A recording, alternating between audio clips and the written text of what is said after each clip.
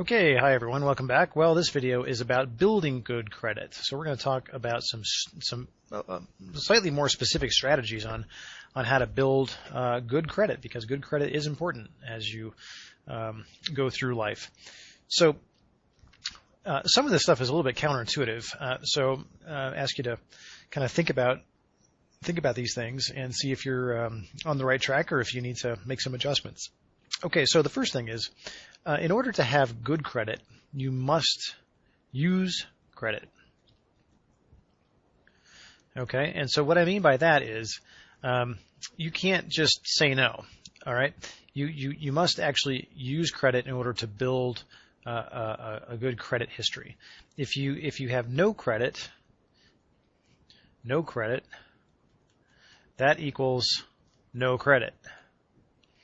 Okay, so if you have no credit, you're not going to just have good credit by default. It just doesn't happen that way.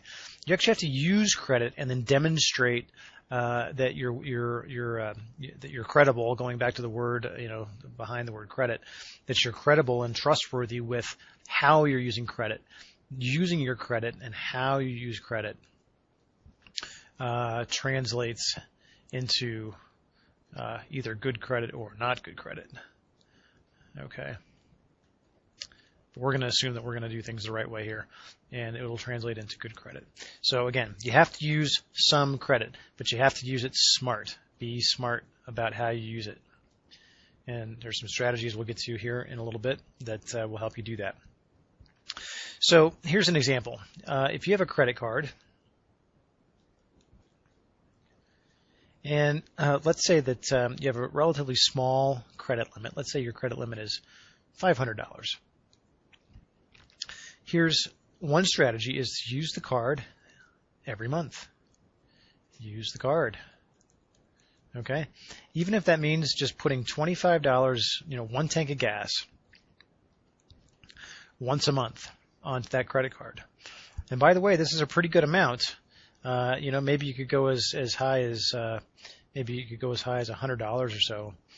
And the reason is, so let me back up. So first of all, we're using the card, right? So using the card comes back to our concept up here. We already talked about at the very beginning, which is that you have to actually use the credit in order to build credit. So using, let me just write this a different way. Using equals building. Okay? And we'll say using well, in other words, using the credit well equals good credit. Using poorly will get you bad credit. Does that help? So that helps clarify a little bit what that means. Okay, so again, we're back here with our credit card. We've got our credit card. We have a $500 limit. Here's our limit. It means we can't spend more than $500 on the card. And we've decided that we're going to spend $25 a month, maybe up to $100 on things like gas, maybe some groceries. It doesn't really matter what the purchase is. And then we're going to pay it off in full. I'll do those in caps, in full, every month. So now we've done a couple of things. One, we've actually used the card. Two, we've paid it off in full every month on time. And the other thing that's kind of hidden here, which is important and I don't think a lot of people are aware of, let's just say that you take your $100 and you actually use the $100. And remember, your limit over there was $500, right? Your limit over here was $500. So what you've done is you've used 20% of your available credit, right? Well, that's good. This is generally a good, a lower number here, generally speaking, is better. Because what creditors don't want to see, what lenders and other people checking your credit report, if you spend $500 and your limit is $500, that's 100%. You have gone to the max. You've maxed out your credit cards, and now they're going to start to get a little bit concerned about, the way you're using your card. They're going to think, maybe John doesn't really have. Maybe he's not very trustworthy with his credit. He's taken out this card. He's he's run up a bill of $500 and he's only got a $500 limit. He's only got one more dollar before he's overextended. So maybe there's a problem here, and this will actually lower your credit score.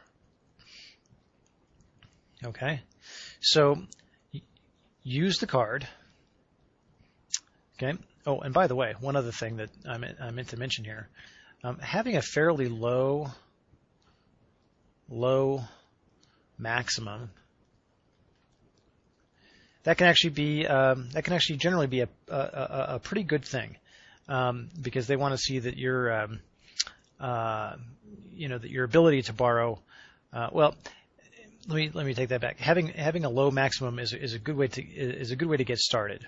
All right, and that will help you start building your credit.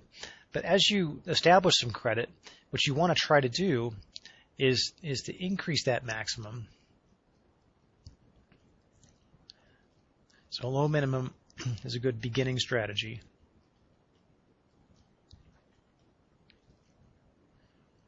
Okay, but you want to try to increase that maximum as your credit experience grows with that particular card holder. And the reason is that lenders want to see that you have a high borrowing potential. And what other lenders see from that is that they'll say, oh, well, suppose that you're with the same card for a year and they give you an increase to $5,000. But you're still just doing your $25, $25 to $100 a month on that card. They're going to say, wow, this other credit card thinks that Johnny's got enough credibility to have a credit limit of $5,000.